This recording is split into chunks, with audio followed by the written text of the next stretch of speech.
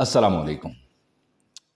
कराची में एक अफसोसनाक वाक़या पेश आया और पेशावर पुलिस लाइन्स का जो वाक़या था उसका एक रीकैप हमें देने की कोशिश की गई बुज़दिलों की जानिब से,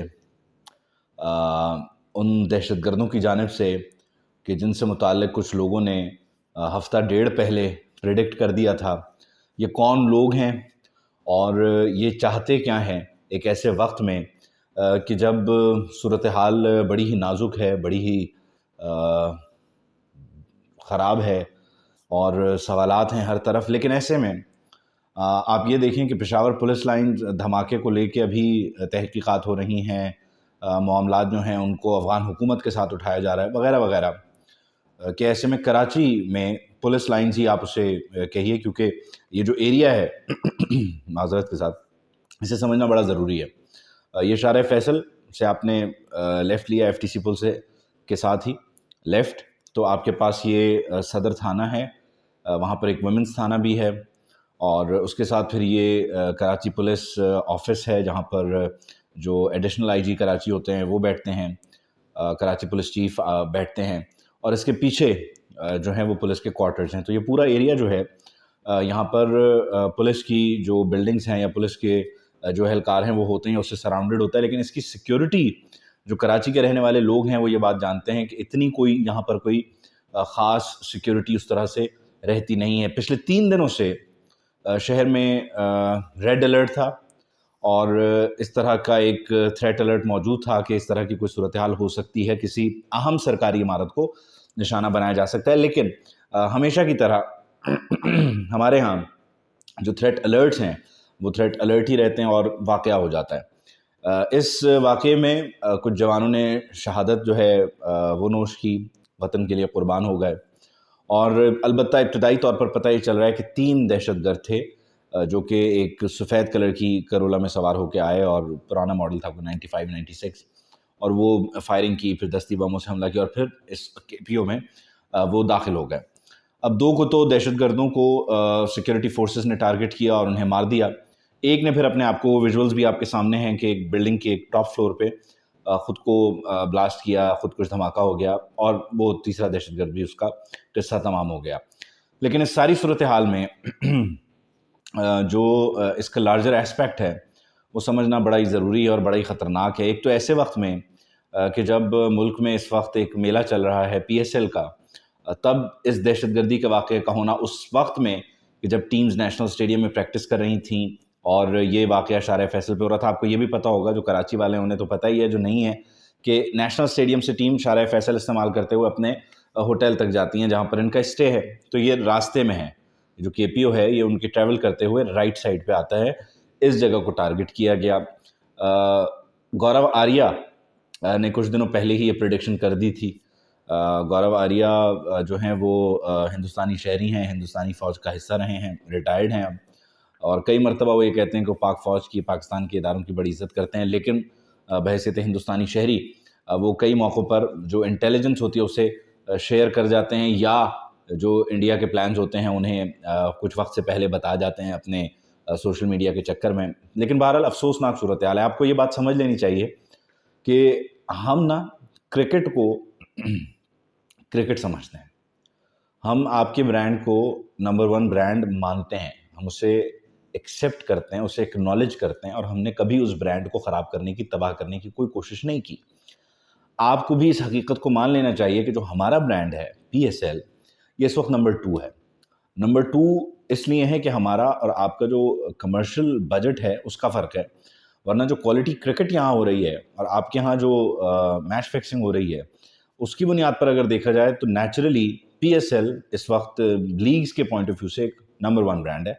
लेकिन आपके कमर्शियल एस्पेक्ट्स को देखते हुए, आपकी आबादी, आपका बड़ा मुल्क है, अच्छी खासी आपकी माशाल्लाह आबादी है, तो उस वजह से आपके पास जो उसका कमर्शियल एस्पेक्ट है तो आपका ब्रांड नंबर 1 हो जाता है और इसे मानने में हमें कोई आर नहीं है।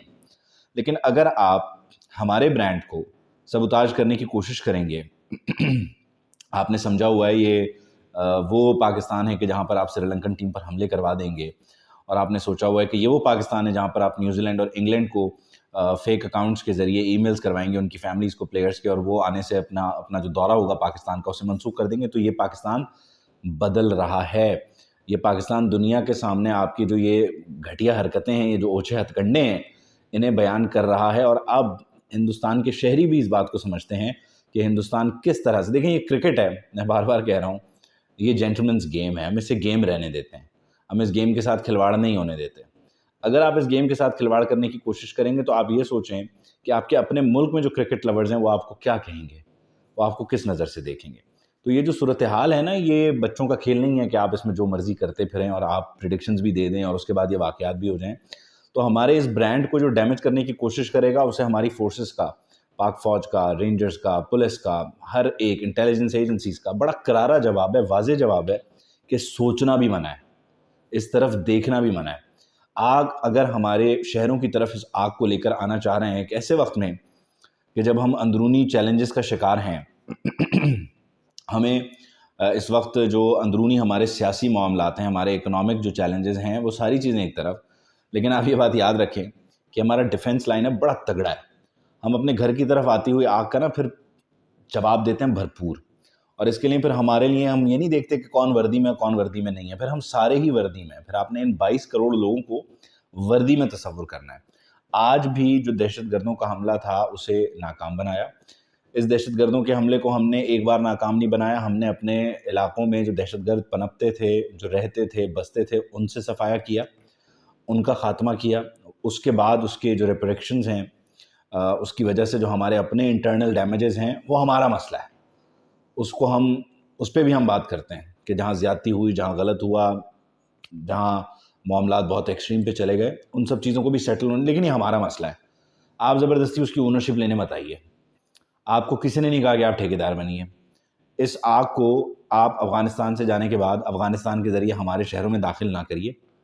یہ بڑا لاؤڈ اینڈ کلیئر ایک پاکستانی کا میسج ہے، بڑا لاؤڈ اینڈ کلیئر ایک پیغام ہے کہ آپ معاملات کو 2022، 2023 اور 2050 کو ذہن میں رکھ کے چلیے. یہ جو آپ کی جو پرانی وارفیئر ہے، یہ جو آپ کا پرانا میتھڈ ہے، اس سے آپ باز آ جائیے. اس سے ہمیں تکلیف نہیں ہوتی، اس سے ہم ڈیفینیٹلی انگیج ہوتے ہیں، ہماری ایفرٹس لگتی ہیں، لیکن ہمیں عادت ہے. آپ نے ہمیں، وہ جملہ ہے ہماری تو 75 سال کی، ہم نے پڑھائی آپ کو ہے.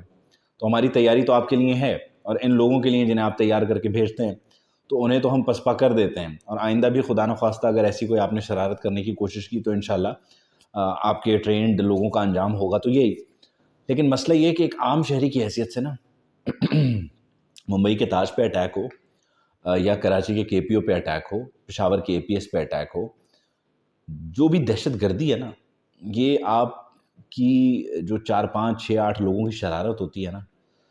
ممبئی حملوں میں بھی پھر آپ نے پلوامہ کر دیا، بہت ساری چیزیں.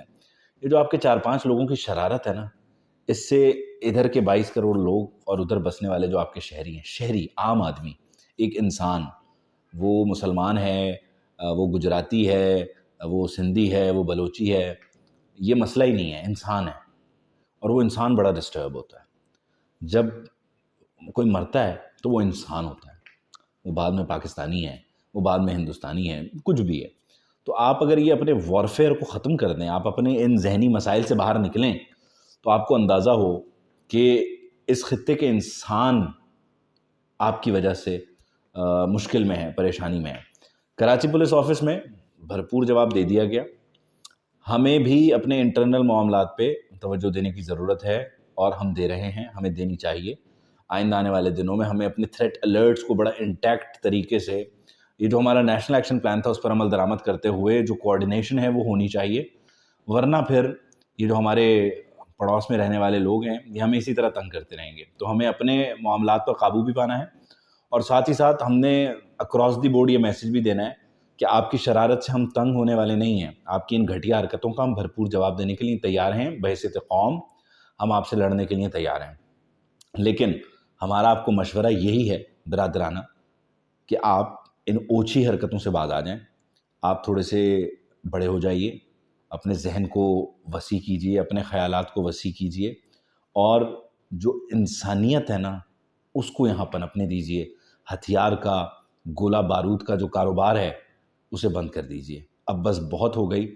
کب تک آپ اپنے ہاں لاشیں اٹھائیں گے؟ کب تک آپ اپنے لوگوں کو مار کے پاکستان کے کھاتے میں ڈالیں گے؟ کب تک آپ پاکستان کے شہریوں کو ماریں گے؟ یہ جو سلسلہ ہے اس کو بس کر دیجئے. یہ بہت ہو گئی ہے. اس سلسلے سے انسانوں کا نقصان ہے، اور انسانیت کا نقصان آپ کو بڑا مہنگا پڑے گا.